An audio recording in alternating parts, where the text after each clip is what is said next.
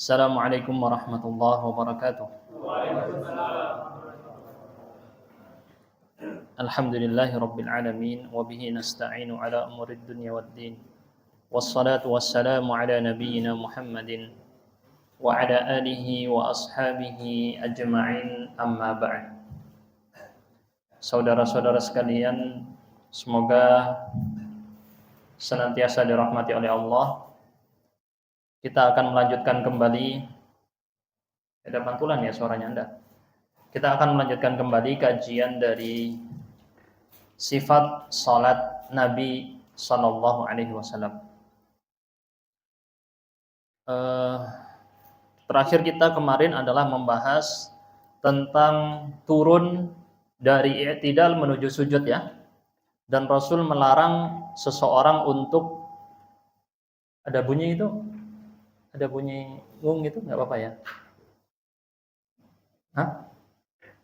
Oke.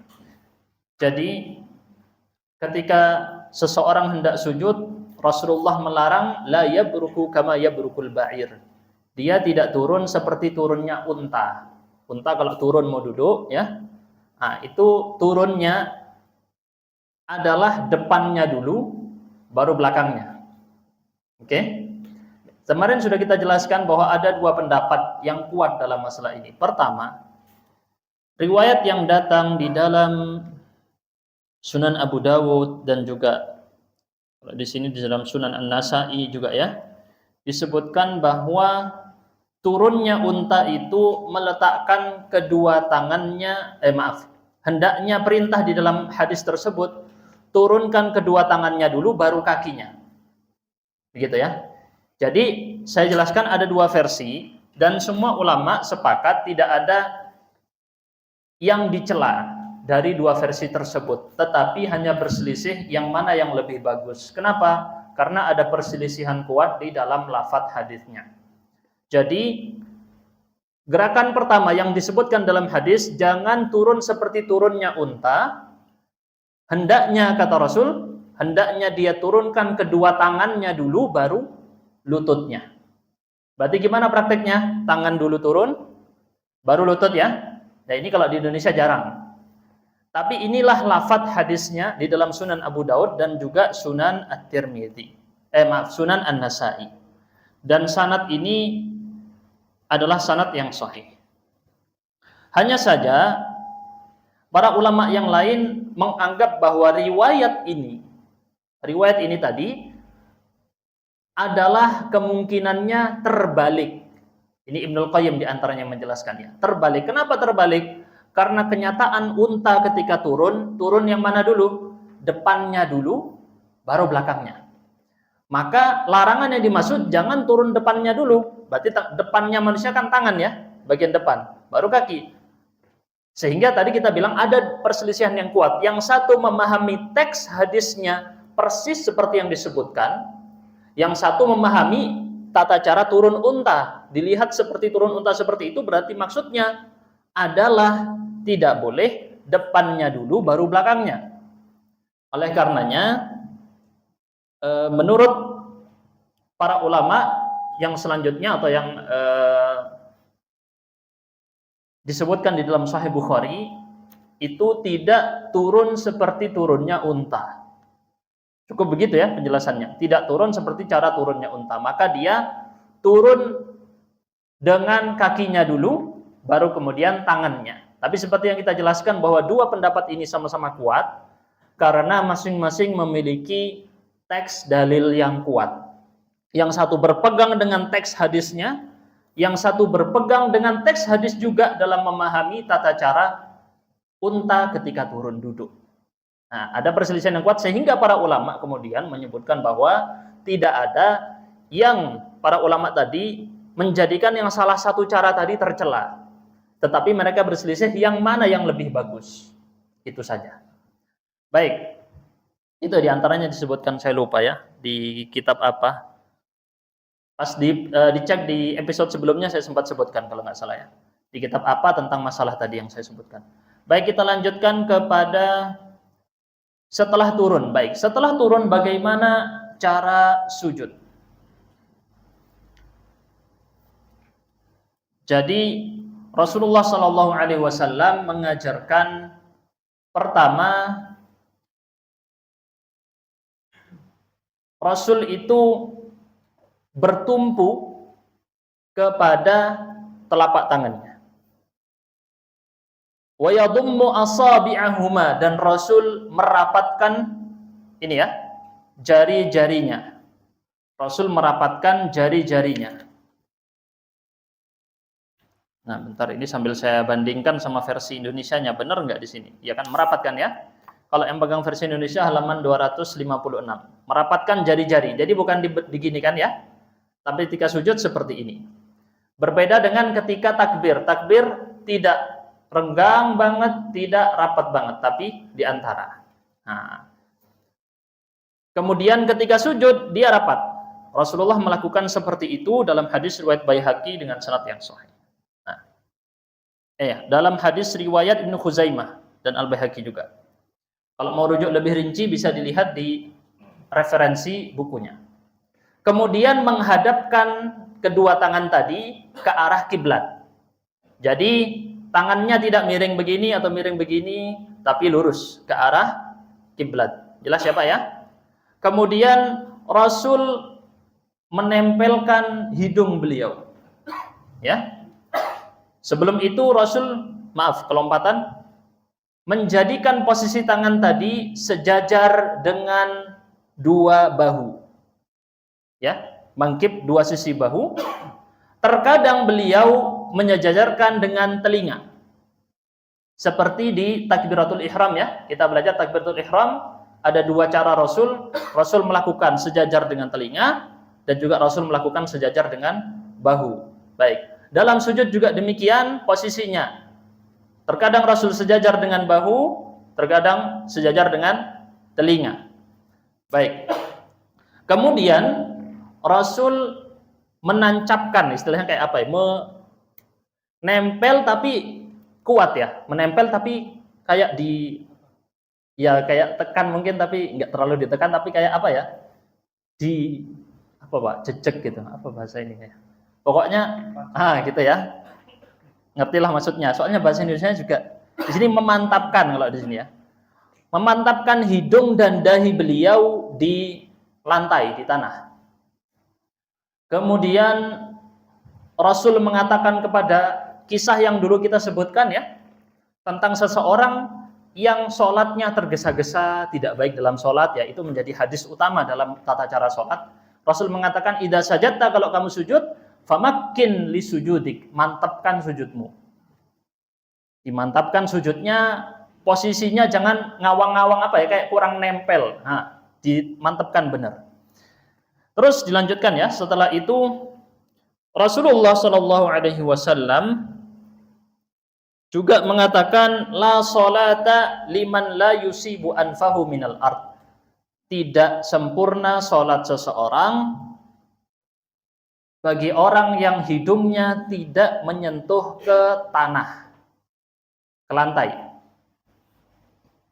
sebagaimana dia menyentuhkan dahinya. Hadis ini riwayat Ad-Darqutni, At-Tabrani, dan Abu Nu'aim. Jadi hidung termasuk daripada yang anggota tubuh yang disentuhkan ke tanah. Kemudian juga beliau Rasulullah memantapkan dua lutut serta ujung jari jemari kaki ya, menempel ke tanah juga. Nanti dihitung ya, ada berapa anggota ya. Dan beliau menghadapkan, jadi beliau menghadapkan punggung kaki. Punggung kaki ini yang mana? Ini ya, permukaan yang atas nih ya, kaki ya. Menghadapkan punggung kaki ke arah kiblat. Jadi kalau versi yang di sini di dalam hadis riwayat Al-Bukhari, Sahih Bukhari dan Abu Dawud, jadi dihadapkan lurus ke arah kiblat. Sehingga ketika sholat kakinya lurus sebenarnya ya. Kalau di dalam versi riwayat ini. Jadi kakinya lurus. Nanti mungkin kita praktekkan secara lengkap. Kemudian yarussu aqibaih. Beliau juga merapatkan kedua tumit beliau. Nah, ini ditempel, tapi menghadap ke kiblat. Jadi ditempel kedua tumit beliau, kemudian wayansibu rijlaihi, dan beliau menegakkan telapak kaki dan memerintahkan hal itu tadi, wa kana yufattihu, itu kayaknya ya lafadznya, yufattihu asabi'ahuma, menekuk jari-jari kaki. Nanti mungkin lebih jelas kita praktekkan. Maka dengan yang kita sebutkan tadi lengkap ada 7 anggota sujud. Disebut para ulama 7 anggota sujud, dan ini diajarkan dalam hadis juga ya. Kita jelaskan dalam sebuah hadis yang diriwayatkan oleh Imam Bukhari dan Imam Muslim. Rasulullah sallallahu alaihi wasallam bersabda, "Umirtu an asjud," aku diperintahkan untuk bersujud.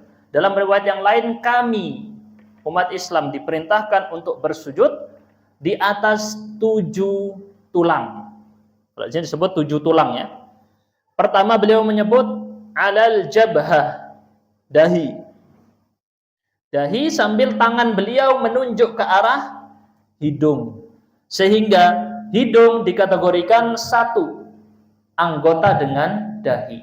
Ini di lafadz Sahih Bukhari dan Sahih Muslim. Jadi hidung termasuk juga dengan dahi, satu paket ya Pak ya. Kemudian wal yadain, 2 tangan. War rukbatain, 2 lutut. Wa atrafal qadamain, ujung-ujung jari jemari.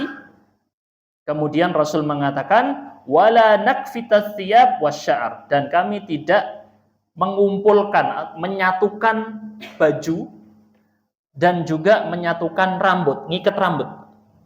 Termasuk dilarang. Ya, mengikat rambut atau ketika mau sujud biasanya kan sarungnya di set gitu dulu ya, gimana ya? Ini juga termasuk hal yang tidak dilakukan atau diajarkan untuk tidak dilakukan. Tidak mengumpulkan pakaian. Kan biasanya kalau mau turun atau lagi mau sujud, sarungnya agak diginikan dulu lagi ya, atau bajunya agak dipingkiskan lagi, atau rambutnya masih digitukan dulu ya. Jadi di dalam lafadz ini kalau kita lihat secara zahirnya, secara teksnya adalah Rasul mengajarkan untuk tidak mengumpulkan pakaian dan rambut. Mengumpulkan maksudnya di sini menjaga agar tidak berserakan. Baik ketika rukuk maupun ketika sujud, ini kalau di dalam penjelasannya Ibnul Athir kalau nggak salah. Baik. Kemudian setelah tadi kita ingat berarti ada 7 ya anggota badan. Pertama wajah di sini masuk dahi dan hidung. Lalu 2 telapak tangan, nih ya, 2 lutut, 2 kaki, pas 7 ya. 2, 2, 2, 1. Ini formasinya. 2, 2, 2, 1. Kemudian Rasulullah pernah bersabda kepada seorang laki-laki yang kepalanya ma'kus. Ma'kus itu rambutnya diikat. Rambutnya diikat di belakang itu ya. Maka Rasul mengatakan tentang orang ini dalam hadis yang diriwayatkan di sini, sebutkan ini riwayatnya Ibnul Athir, atau Ibnul Athir mengomentari ya, di sini nggak disebut. Jadi di dalam hadis ini Rasul mengatakan kepada orang tersebut, innama mathalu hadza, permisalan orang ini seperti orang yang sholat dalam kondisi tangannya maktuf. Kalau versi terjemahnya di sini diartikan terikat ke belakang pundaknya. Gini ya. Ini versi terjemah. Saya nggak tahu, mungkin ada penjelasannya di kitab-kitab hadis. Kalau maktuf yang kita lihat juga di arti secara terjemah bahasa itu seperti gini, Pak. Sholat sambil seperti ini. Pas sujud kan nggak kena tangannya ya. Maka dia dipermisalkan seperti itu oleh Rasul sallallahu alaihi wasallam, alias Rasul melarang orang sholat dalam kondisi rambutnya terikat. Kemudian bahkan di dalam hadis tersebut beliau mengatakan dzalika kiflus syaiton. Ujung rambut yang tadi dijulurkan di belakang itu adalah tempat duduknya setan. Ini perkara gaib, kita tidak tahu, yang tahu Rasulullah SAW, dan beliau menyampaikan seperti itu. Kemudian beliau mengatakan juga, atau di dalam hadisnya ini disebutkan tidak menidurkan lengan beliau, tetapi beliau mengangkatnya dari lantai, menjauhkannya dari dua sisi. Ini sisi ya, dijauhkan dari dua sisi tubuh beliau. Kalau di sini diartikan lambung ya. Setahu saya lambung itu satu. Di sini diartikan dijauhkan dari kedua lambung. Saya tanya Pak, lambung satu atau dua? Secara bahasa Indonesia satu ya. Di sini aja ya. Nah, ini jam itu artinya sisi sini. Rasul menjauhkan dari sini, dijauhkan dari tanah, dijauhkan dari sisi tubuh yang sini. Nanti kita praktekkan. Seperti ini nanti jadinya ya. Baik begini dekat telinga atau di sininya. Dan dijauhkan begini. Nah, cuman kalau lagi sholat jemaah nggak bisa ya.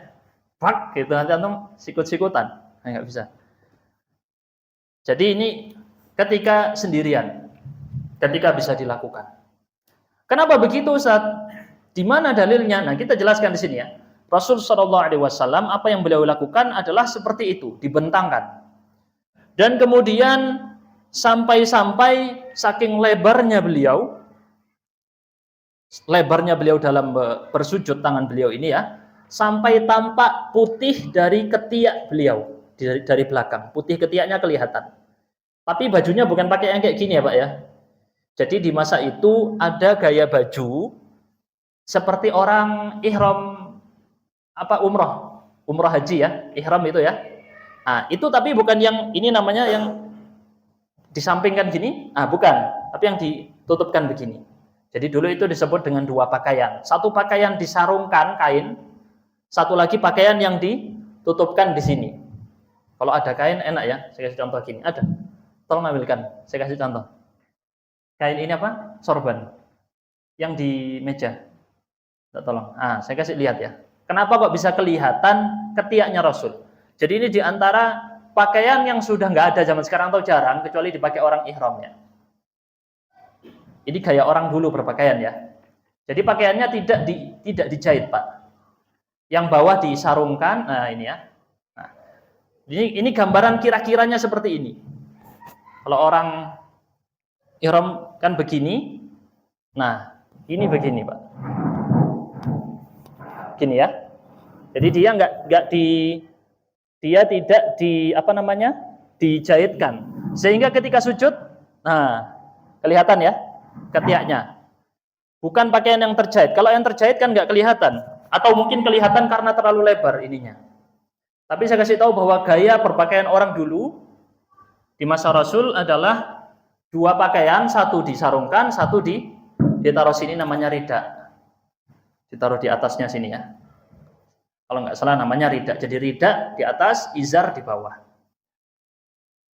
Kemudian kata para sahabat, seandainya ada bahmah itu anak kambing.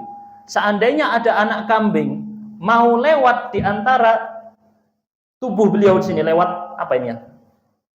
Antara kepala beliau dengan tangan tadi, ya ketika sujud, maka anak kambing ini bisa lewat.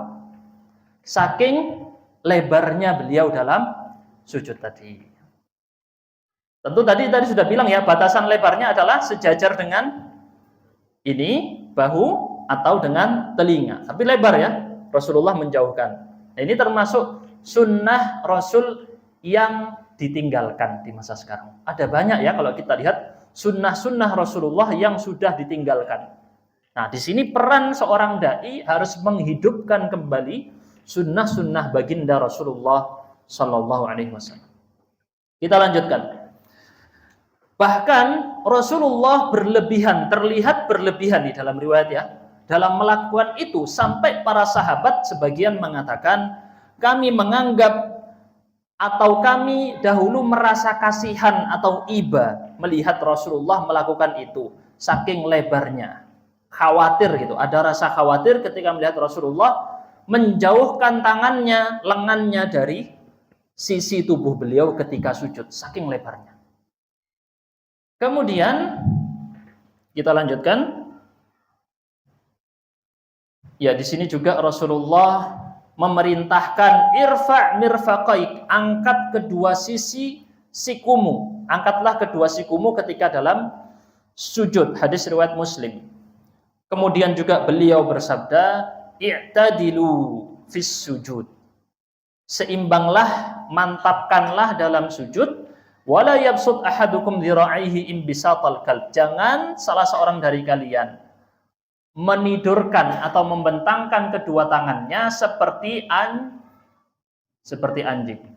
Gini ya, anjing kan kalau tiduran nempel ya lengannya dengan tanah. Maka dilarang seseorang itu sholat meniru gerakan anjing.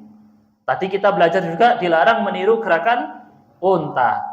Dan nanti kita akan belajar ada dilarang meniru gerakan monyet. Jadi banyak larangan Rasul, jangan sampai orang sholat menyerupai gerakan hewan. Sampai seperti itu ya.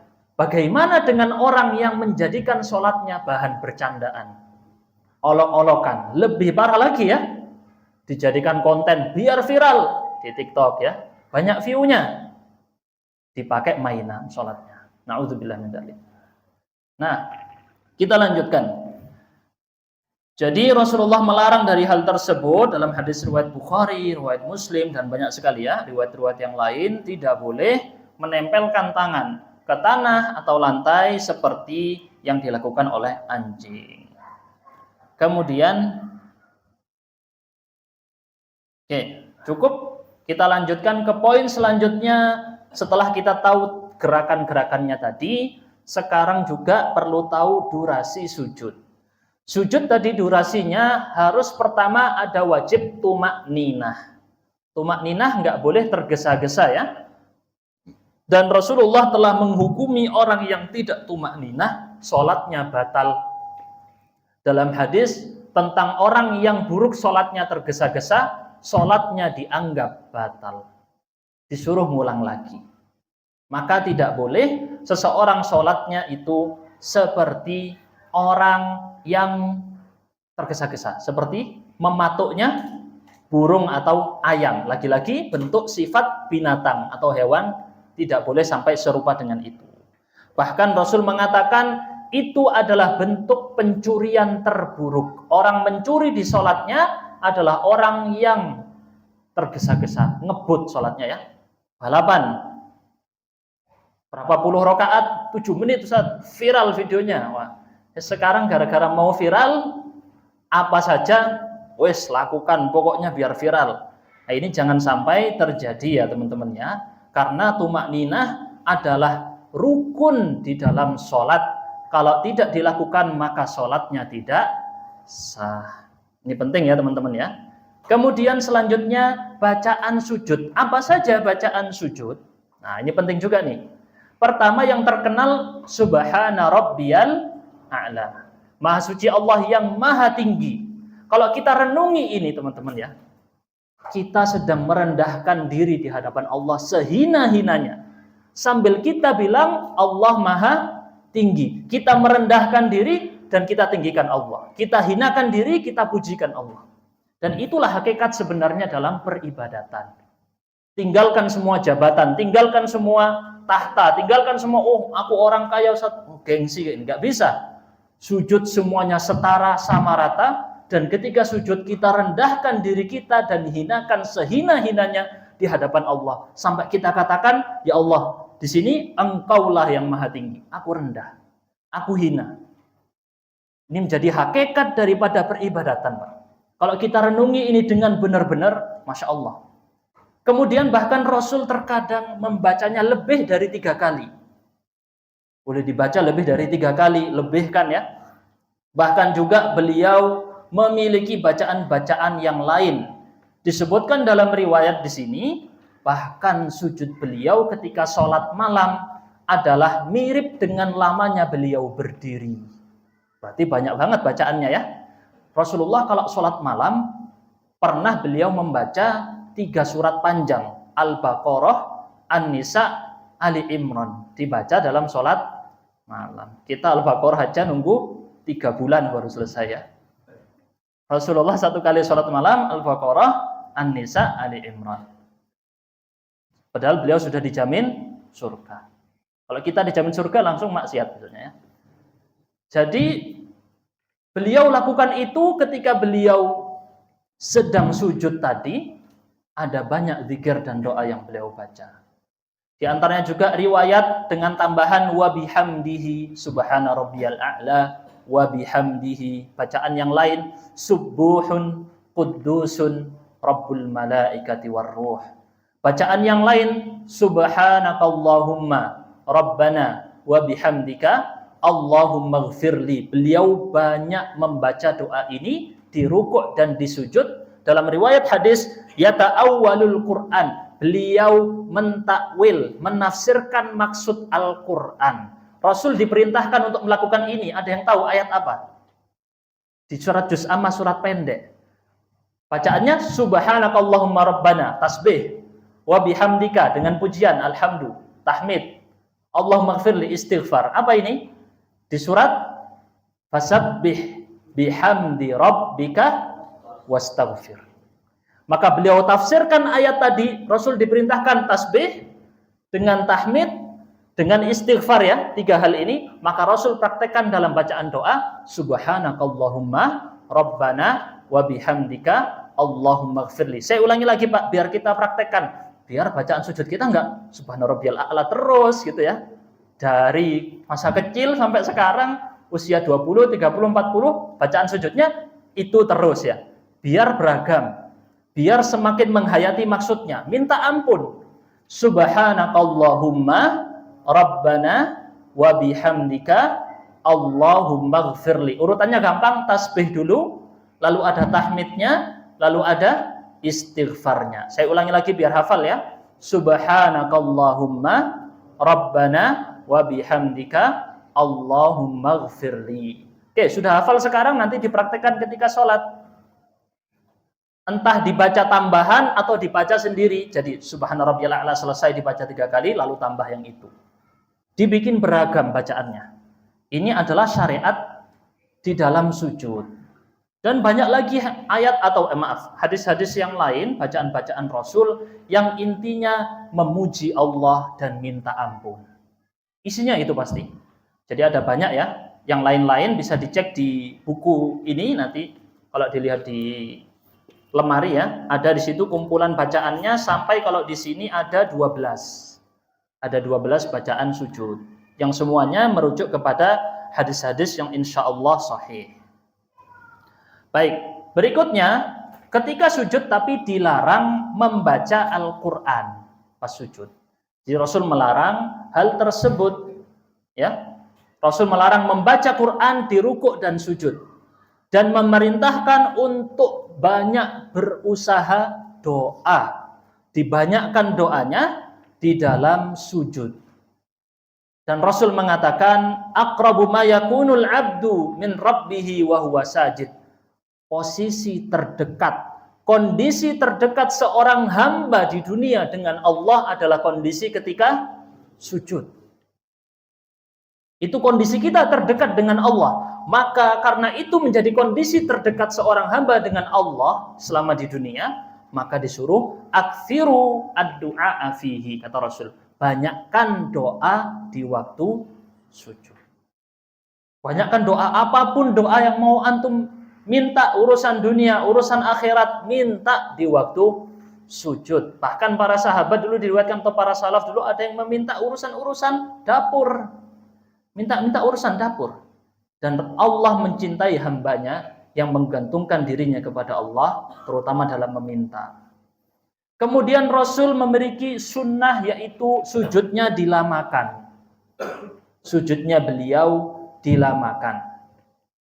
Bahkan beliau terkadang lamanya lebih lama lagi dikarenakan suatu perkara yang tiba-tiba terjadi. Apa itu? Dikisahkan. Nah, ini kita masuk kepada cerita ya.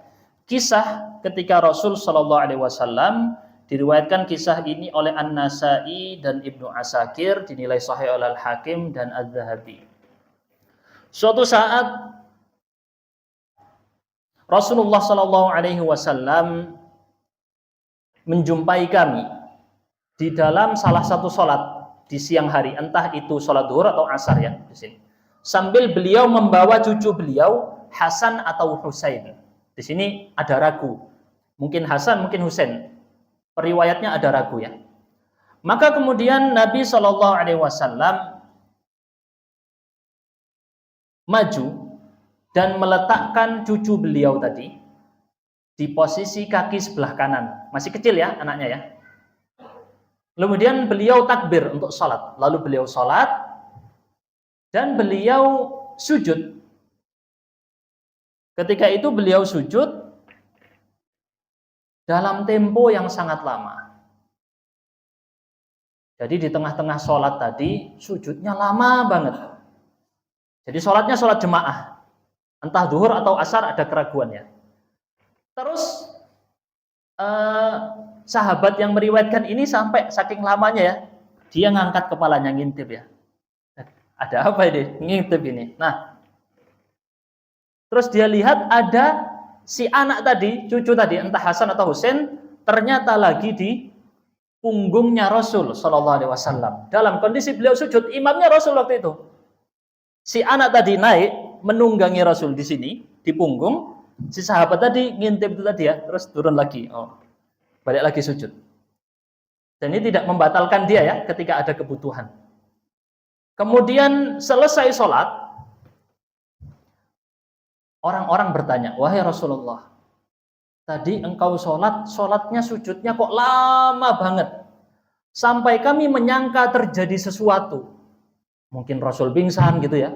Atau takutnya tiba-tiba Rasul meninggal ketika sujud. Enggak tahu ya. Atau urusan-urusan yang genting tiba-tiba darurat. Atau mungkin waktu engkau sujud ada wahyu turun dari Allah. Maka Rasul mengatakan semua itu enggak terjadi. Akan tetapi anakku, di sini beliau menyebut ibni, anakku. Kayak orang Arab terkadang bilang cucu itu anak ya. Anakku maksudnya cucu. Anakku, cucuku ini lagi main kuda-kudaan. Ya, irtahalani, menunggangiku. Dijadikan mainan kuda-kudaan. Ya, itu wajar ya, namanya anak-anak ya. Maka Rasul katanya di sini Rasul bersabda, maka aku tidak mau tergesa-gesa sehingga sampai si anak ini tuntas keinginannya main kuda-kudaan. Maksudnya main kuda-kudaan menunggangi di sini maksudnya ya. Menunggangi, bermain-main, namanya anak-anak. Ini diantara kesempurnaan akhlak Rasul Sallallahu Alaihi Wasallam.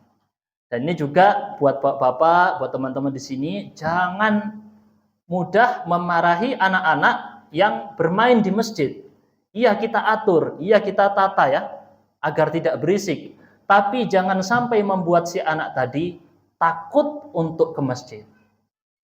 Kejadian sekarang di kampung-kampung misalnya kita lihat loh, anak-anak kok malah nongkrongnya nggak di masjid lagi.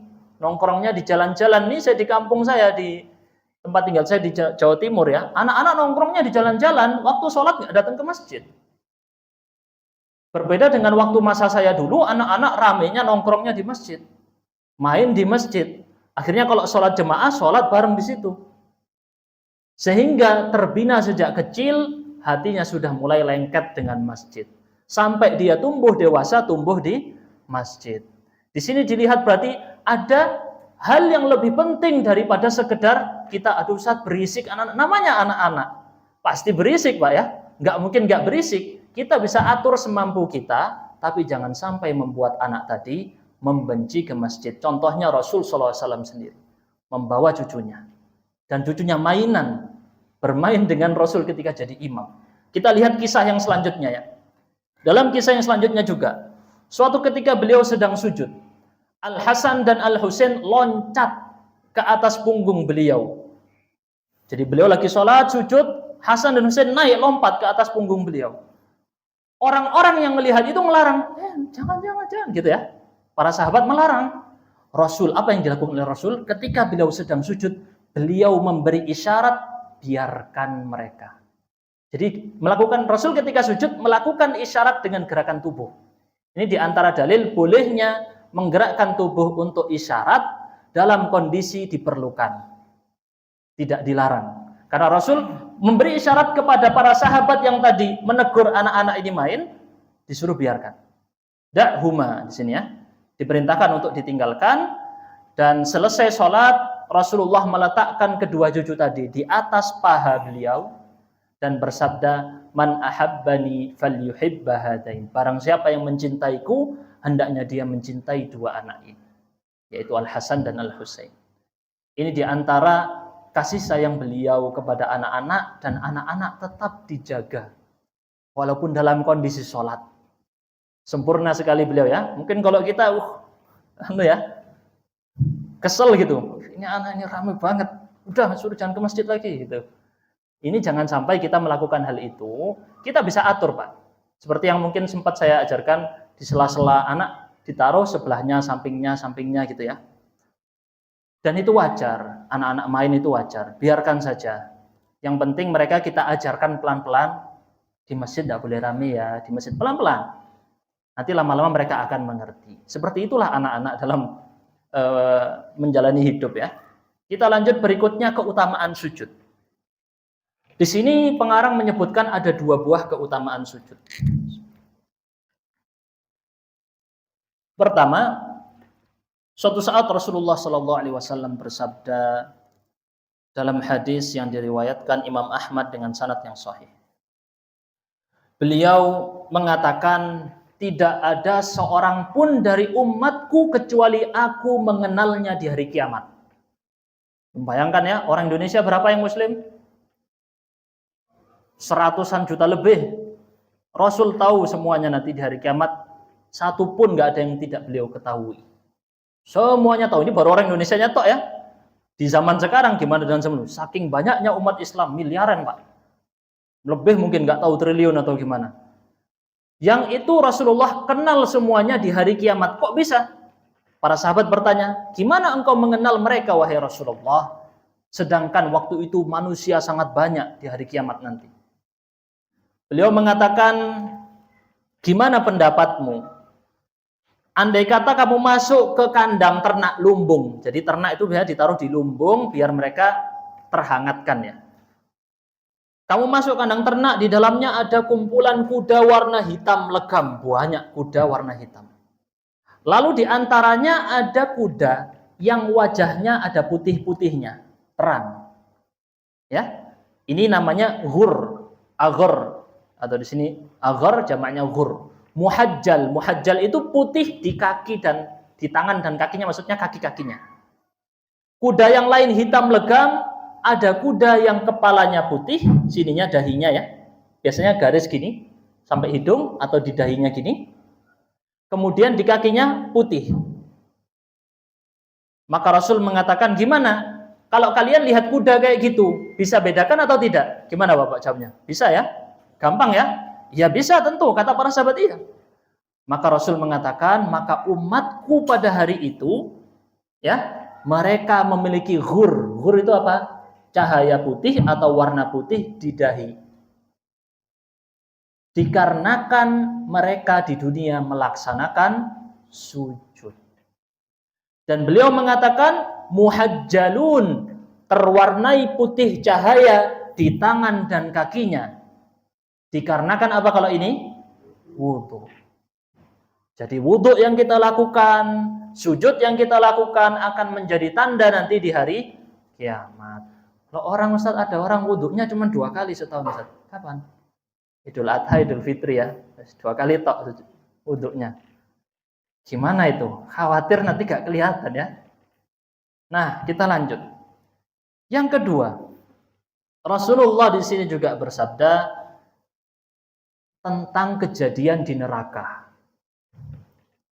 Hadis ini diriwayatkan oleh Bukhari dan Muslim. Kalau Bukhari pasti hadisnya sahih. Muslim pasti hadisnya sahih. Pasti Pak 100%. Di sini beliau mengatakan apabila Allah menginginkan rahmat untuk penduduk neraka. Orang sudah masuk neraka, Allah ingin memberikan rahmat kepada mereka. Allah perintahkan malaikat mengeluarkan siapa yang menyembah Allah dari antara mereka. Akhirnya dalam riwayat yang lain dikeluarkan walaupun di hatinya ada sebiji kecil keimanan.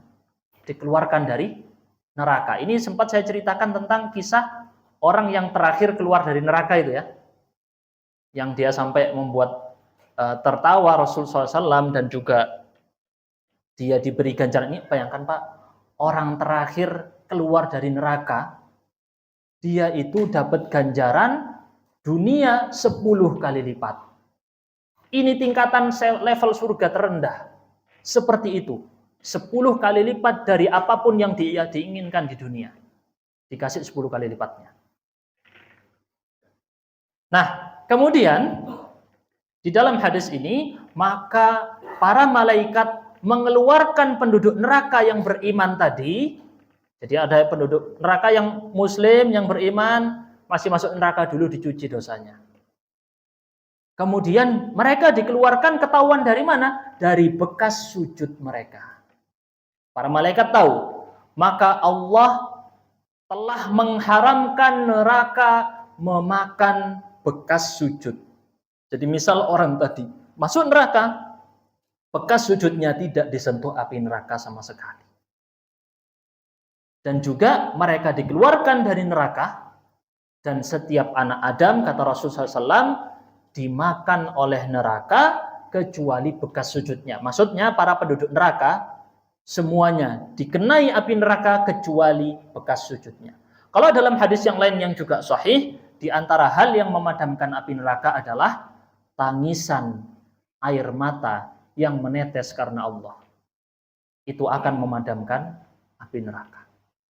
Kemudian kita lanjutkan ya. Masih cukup waktunya, tinggal 5 menit. Sujud di atas tanah dan tikar. Rasulullah SAW melakukan sujud di atas tanah, Pak.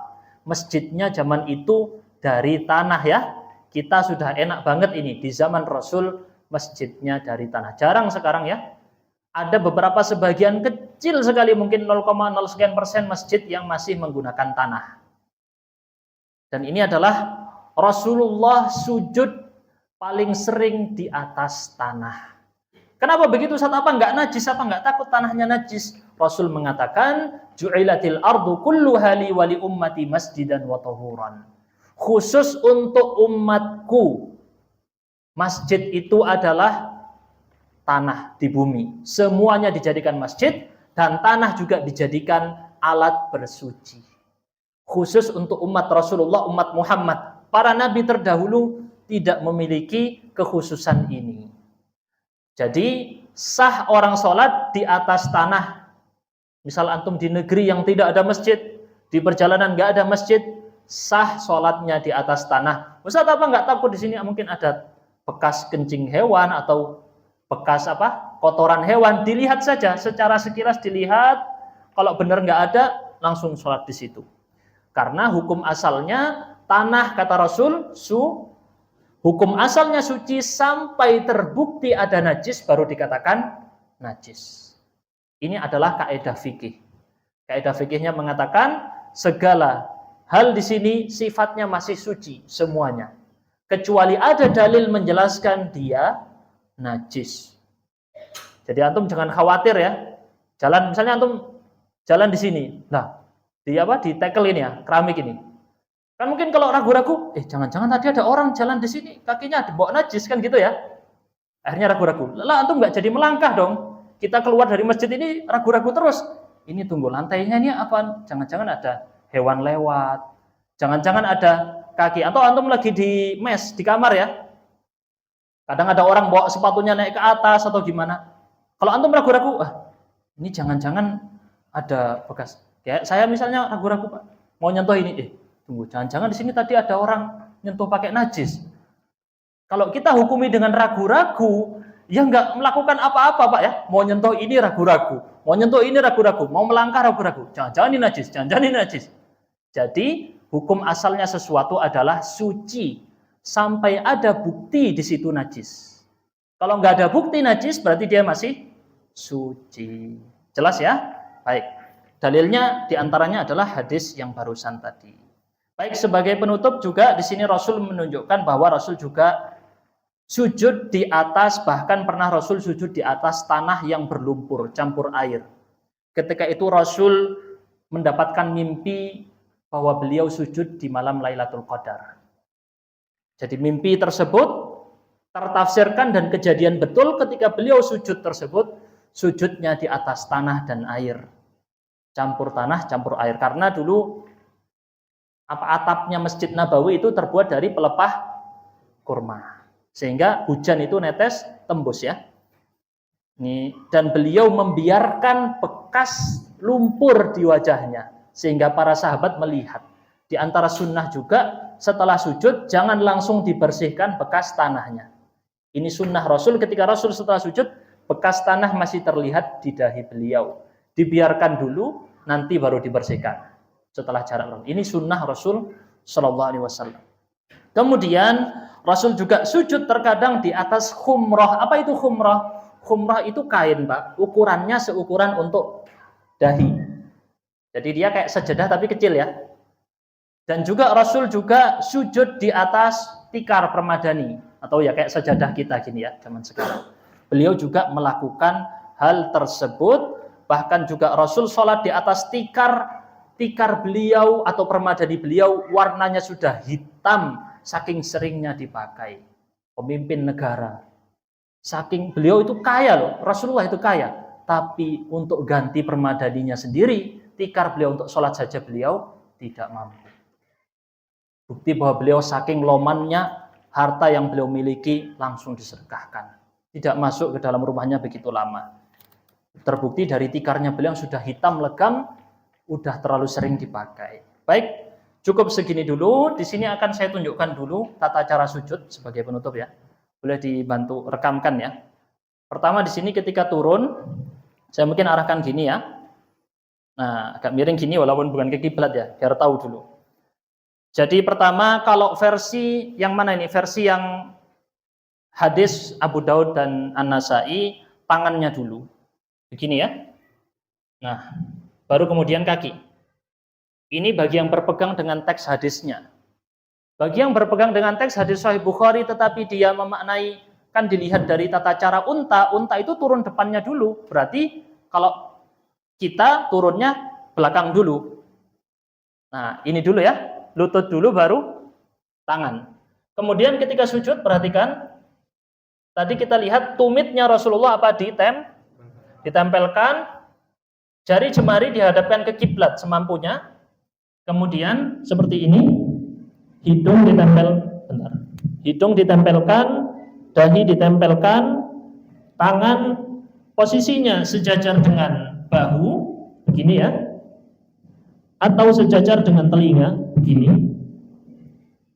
Nah, di sini ada dua versi memang. Dan beliau lebar, saking lebarnya bisa ada anak kambing lewat di sini. Dan terlihat ketiaknya. Ini adalah kira-kira perkiraan kita tata cara Rasul dalam bersujud. Kemudian juga ya, ketika sujud tadi, kok saya lupa tadi mau menyampaikan apa ya. Jadi gini, hidung jangan lupa ditempel ya, jangan mengangkat tapi hidungnya ditempel. Ya, kira-kira begitu. Seperti ini ya. Dan beliau termasuk sunnah beliau memperlama sujud. Baik. Mungkin cukup sekian. Insya Allah kita lanjutkan di pertemuan yang akan datang, membahas tata cara Rasul dalam beribadah yang lain-lainnya. Insya Allah mungkin nanti ada setelah sholat, cara Rasul wudhu, cara Rasul berpuasa, cara Rasul berhaji, dan lain-lainnya. Kita tutup dulu. Subhanakallahumma bihamdika asyhadu an la ilaha illa anta astaghfiruka wa atubu ilaik. Mohon maaf dari saya bila ada kesalahan kata-kata. Mohon koreksi juga bila ada salah. Wassalamualaikum warahmatullahi wabarakatuh.